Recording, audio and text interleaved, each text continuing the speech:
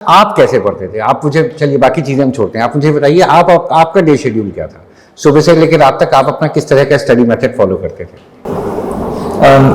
अच्छा, मैं मॉर्निंग 6:30 होता था और केमिस्ट्री को लर्न करता था। उसके बाद हमारी क्लासेस होती थी।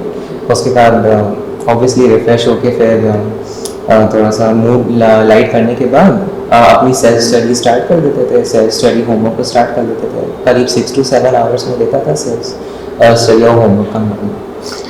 अच्छा, काव्य ने देखिए एक बात कही है कि केमिस्ट्री एक याद करने वाला विषय है तो उसे सुबह ही करें, राइट काव्य? हाँ, बेटर रहता है। बेटर रहता है। मॉर्निंग एनवायरनमेंट थोड़ा हेल्दी होता है, फ्रेश एयर होती है, आप फ्रेश माइंड होते हैं, सो के उठे होते हैं, आपके अंदर पूरी एनर्जी होती है, तो लर्निंग प्रोसेस बहुत आसान हो जाता है। तो केमिस्ट्री ऐसे सब्जेक्ट को सुबह उठाया जा सकता है। ये एक सजेशन भी है और ये जरूरी नहीं कि सब पे लागू हो, मगर ये काफी हद तक सही है तरीका। अगर आप केमिस्ट्री को कंट्रोल करना चाहते हैं तो सुबह उठ करके पढ़ना एक अच्छा तरीका हो सकता है केमिस्ट्री का। बाकी काव्य ने एक बात बहुत खास बोली, उसको ध्यान रखिएगा, 6 से 7 घंटे रोज पढ़ाई जरूरी है, राइट काव्य? अच्छा काव्य, एक चीज मैं आपसे और पूछूंगा। अभी हम लोगों ने बहुत सारा डिस्कशन किया। हमारे लिए इस तरह के एग्जाम में बेसिकली 3 सब्जेक्ट होते हैं, फिजिक्स, केमिस्ट्री एंड मैथ। और ये जरूरी नहीं कि हर बच्चे के सारे सब्जेक्ट अच्छे हो। किसी का मैथ्स अच्छा होता है, किसी का केमिस्ट्री, किसी का 2 सब्जेक्ट अच्छे होते हैं, एक खराब होता है। तो ऐसे केसेस में तीनों सब्जेक्ट आपने कैसे मैनेज किए? आपने उन तीनों सब्जेक्ट को किस तरह से प्लान किया अपने टाइम टेबल में? थोड़ा सा हमारे व्यूअर्स को बताइए। केमिस्ट्री में IOC-OC में अपने नोट्स को रेगुलरली रिवाइज करता था और फिजिकल केमिस्ट्री में क्वेश्चंस प्रैक्टिस करता रहता। मैथ्स में प्रैक्टिस ही करनी होती है, तो जो भी रेफरेंस बुक्स होती थी उनमें क्वेश्चंस उठा के प्रैक्टिस कर लेते थे।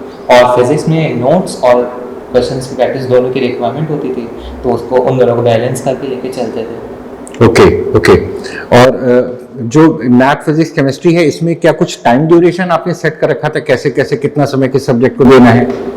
ऑलमोस्ट इक्वल होता था, लेकिन रिक्वायरमेंट के हिसाब से वो कम ज़्यादा भी हो सकता है। ओके। अच्छा, आपका 12th में बोर्ड कौन सा था? CBSE। वो तो NCERT बेस होता ही है। हाँ, और मेंस और एडवांस भी प्योरली NCERT बेस है। आपको क्या लगता है कि NCERT का क्या रोल है जेईई मेंस और एडवांस को क्लियर करने में, या NCERT को किस हद तक फॉलो करना चाहिए? जेईई मेंस में तो काफ़ी इंपॉर्टेंट रोल प्ले करता है NCERT की बुक्स, क्योंकि क्वेश्चन उनसे डायरेक्ट उठा के पूछे जाते हैं। एडवांस में भी ऐसा सिग्निफिकेंट टाइम्स हुआ है कि लाइन टू लाइन क्वेश्चन ही पूछने हैं, तो अगर हमें अच्छे से रीड करे होंगे और पता होगा तो वो हमारे लिए फ्री के नंबर हो जाएंगे तुरंत। ओके। तो मतलब NCERT पे भी हमें फोकस रखना चाहिए।